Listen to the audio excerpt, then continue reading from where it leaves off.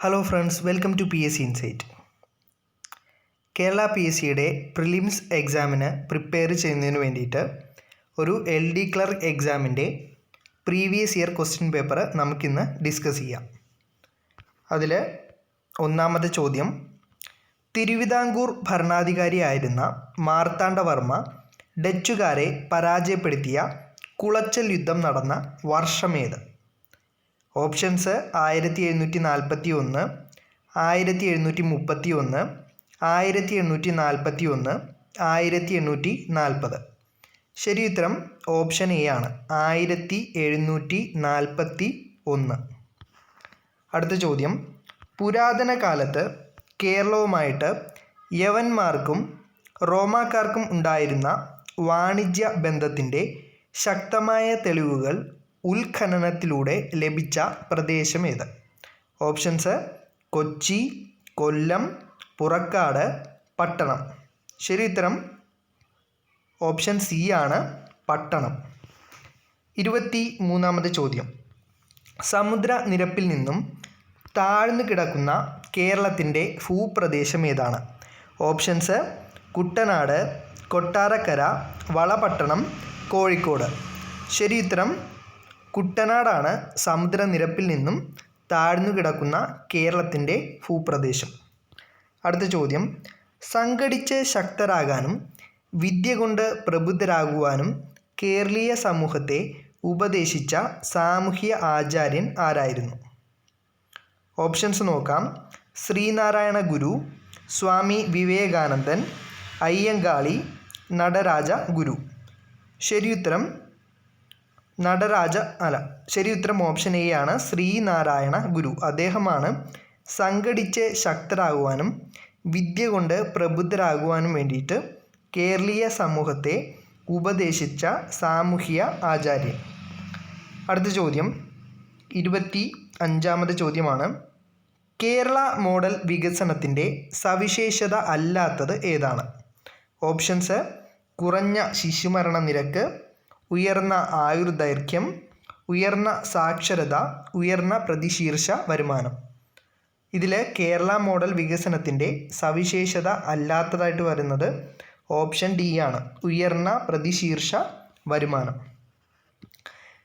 26ാമത്തെ ചോദ്യം, ഭൂമിശാസ്ത്രപരമായിട്ട് ഇന്ത്യയിലെ ഏറ്റവും പഴക്കം ചെന്ന ഭൂപ്രദേശം ഏതാണ്?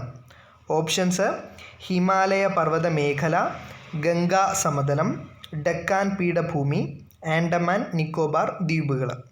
ഇതിൽ ഭൂമിശാസ്ത്രപരമായിട്ട് ഇന്ത്യയിലെ തന്നെ ഏറ്റവും പഴക്കം ചെന്ന ഭൂപ്രദേശമാണ് ഡെക്കാൻ പീഠഭൂമി. അടുത്ത ചോദ്യം, ഹിരാക്കുഡ് നദീതട പദ്ധതിയുടെ പ്രയോജനം ലഭിക്കുന്ന സംസ്ഥാനം ഏതാണ്? ഓപ്ഷൻസ് പശ്ചിമ ബംഗാൾ, ബീഹാർ, ഛത്തീസ്ഗഡ്, ഒഡീഷ. ഇതിൽ ഹിരാക്കുഡ് നദീതട പദ്ധതിയുടെ പ്രയോജനം ലഭിക്കുന്ന സംസ്ഥാനമാണ് ഓപ്ഷൻ ഡി, ഒഡീഷ. 28ാമത് ചോദ്യം, റൂർക്കേലയിലെ ഹിന്ദുസ്ഥാൻ സ്റ്റീൽ ലിമിറ്റഡിന് സാങ്കേതിക സഹായം നൽകിയ രാജ്യം ഏതാണ്? Options Germany, USA, USSR, England. ജർമ്മനിയാണ് റൂർക്കേലയിൽ നിർമ്മിച്ചിട്ടുള്ള ഹിന്ദുസ്ഥാൻ സ്റ്റീൽ ലിമിറ്റഡിന് സാങ്കേതിക സഹായം നൽകിയ രാജ്യം. 29ാമത് ചോദ്യം, ഇന്ത്യയിൽ ഏറ്റവും കൂടുതൽ അന്താരാഷ്ട്ര വിമാനത്താവളങ്ങൾ സ്ഥിതി ചെയ്യുന്ന സംസ്ഥാനം ഏതാണ്? ഓപ്ഷൻസ് കേരളം, ആസാം, തമിഴ്നാട്, കർണാടക. ശരി ഉത്തരം ഓപ്ഷൻ സി ആണ്, തമിഴ്നാട്ടിലാണ് ഇന്ത്യയിൽ ഏറ്റവും കൂടുതൽ അന്താരാഷ്ട്ര വിമാനത്താവളങ്ങൾ സ്ഥിതി ചെയ്യുന്നത്. 30ാമത്തെ ചോദ്യം, ജനപങ്കാളിത്തത്തോടു കൂടി ഇന്ത്യയിൽ നിർമ്മിച്ച ആദ്യത്തെ അന്താരാഷ്ട്ര വിമാനത്താവളം ഏതാണ്? ഓപ്ഷൻസ് ന്യൂഡൽഹി, കൊച്ചി, ചെന്നൈ, മുംബൈ. ശരി ഉത്തരം ഓപ്ഷൻ ബി, കൊച്ചിയാണ് ജനപങ്കാളിത്തത്തോടു കൂടി ഇന്ത്യയിൽ നിർമ്മിച്ച ആദ്യത്തെ അന്താരാഷ്ട്ര വിമാനത്താവളം. 31ാമത് ചോദ്യം, കമ്പോള പരിഷ്കാരങ്ങളുടെ പേരിൽ മധ്യകാല ഇന്ത്യ ചരിത്രത്തിൽ അറിയപ്പെടുന്ന ഭരണാധികാരി ആരാണ്? ഓപ്ഷൻസ് അലാവുദ്ദീൻ ഖിൽജി, ജലാലുദ്ദീൻ ഖിൽജി, മുഹമ്മദ് ബിൻ തുഗ്ലക്ക്, ഫിറോസ് ഷാ തുഗ്ലക്ക്. ശരി ഉത്തരം ഓപ്ഷൻ എ ആണ്. അലാവുദ്ദീൻ ഖിൽജിയാണ് കമ്പോള പരിഷ്കാരങ്ങളുടെ പേരിൽ മധ്യകാല ഇന്ത്യാ ചരിത്രത്തിൽ അറിയപ്പെടുന്ന ഭരണാധികാരി. അടുത്തത് 32ാമത് ചോദ്യമാണ്. 1857 ഒന്നാം സ്വാതന്ത്ര്യ സമരം ആരംഭിച്ച സ്ഥലം ഏതാണ്? ഓപ്ഷൻസ്: ലക്നൗ, ആഗ്ര, അലഹാബാദ്, മീററ്റ്. മീററ്റിലായിരുന്നു 1857 ഒന്നാം സ്വാതന്ത്ര്യ സമരം ആരംഭിച്ചത്. 33ാമത് ചോദ്യം. ധീര സ്വാതന്ത്ര്യ സമര സേനാനി ലാലാ ലജ്പത് റായിയുടെ മരണം സംഭവിച്ചത് ഏത് പ്രക്ഷോഭത്തോട് അനുബന്ധിച്ചിട്ടാണ്? ഓപ്ഷൻസ്: നിസ്സഹകരണ സമരം, ചൗരി ചൗര സമരം, ഉപ്പു സത്യാഗ്രഹം, സൈമൺ കമ്മീഷൻ വിരുദ്ധ പ്രക്ഷോഭം. ശരി ഉത്തരം ഓപ്ഷൻ ഡി ആണ്. സൈമൺ കമ്മീഷൻ വിരുദ്ധ പ്രക്ഷോഭത്തോടനുബന്ധിച്ചാണ് ധീര സ്വാതന്ത്ര്യ സമര സേനാനി ലാലാ ലജ്പത് റായിയുടെ മരണം സംഭവിച്ചത്. അടുത്ത ചോദ്യം 31ാമത് ചോദ്യമാണ്. ഭരണഘടനാ നിർമ്മാണ സഭ ഇന്ത്യയുടെ ഭരണഘടന അംഗീകരിച്ചത് എന്നാണ്?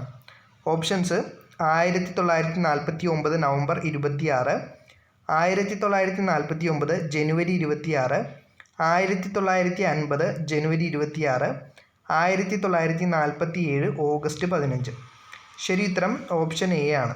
1949 നവംബർ 26-ാം തീയതിയാണ് ഭരണഘടനാ നിർമ്മാണ സഭ ഇന്ത്യയുടെ ഭരണഘടനയെ അംഗീകരിച്ചത്. അടുത്ത ചോദ്യം.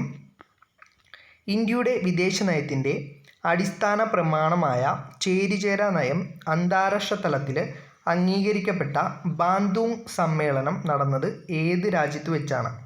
Options: Egypt, Yugoslavia, Indonesia, India. ശരി ഉത്തരം ഓപ്ഷൻ സി ആണ്. ഇന്തോനേഷ്യയിൽ വെച്ചാണ് ബാന്തൂങ് സമ്മേളനം നടന്നിട്ടുള്ളത്. 36ാമത് ചോദ്യം. ഇന്ത്യയുടെ പ്രഥമ ആസൂത്രണ കമ്മീഷൻ്റെ ഉപാധ്യക്ഷൻ ആരായിരുന്നു? Options: T Krishnamachari, Gulzarilal Nanda, CD Deshmukh, KC പന്ത്. ശരി ഉത്തരം ഓപ്ഷൻ ബി ആണ്.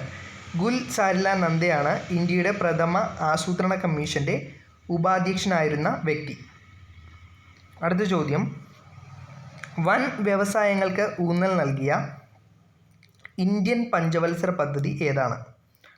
ഓപ്ഷൻസ്: 1-ാം പഞ്ചവത്സര പദ്ധതി, 5-ാം പഞ്ചവത്സര പദ്ധതി, 4-ാം പഞ്ചവത്സര പദ്ധതി, 2-ാം പഞ്ചവത്സര പദ്ധതി.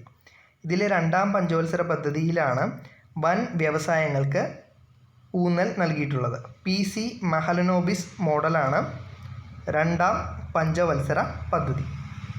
അടുത്തത് 38ാമത്തെ ചോദ്യം. ഇന്ത്യയുടെ കേന്ദ്ര ബാങ്കായ റിസർവ് ബാങ്ക് ഓഫ് ഇന്ത്യ നിലവിൽ വന്നത് എന്നാണ്? ഓപ്ഷൻസ്: 1935 ഏപ്രിൽ 1, 1942 ജനുവരി 1, 1949 ഏപ്രിൽ 1, 1955 ജനുവരി 1. ശരി ഉത്തരം ഓപ്ഷൻ എ ആണ്.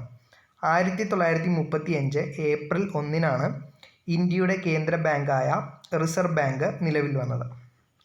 അടുത്തത് 39ാമത്തെ ചോദ്യം നോക്കാം. മഹാത്മാഗാന്ധി ദേശീയ ഗ്രാമീണ തൊഴിലുറപ്പ് പദ്ധതി രൂപീകരിച്ചുകൊണ്ട് പാർലമെൻറ്റ് നിയമം പാസാക്കിയത് എന്നാണ്?